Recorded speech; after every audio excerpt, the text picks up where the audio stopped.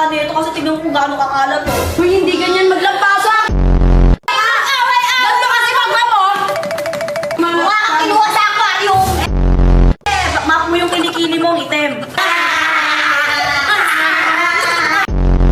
Oy, Saidi! Kita mo, Ten? Upo! Ano yan? Eh, bakit may kumukuha ng bulaklak? Ikaw, sino ka? Ate, boyfriend ko po yan. Boyfriend daw niya! Sinungaling ka! Lahat ng tao sa Manik sinasabi niya boyfriend niya, pati si Kuya Wando.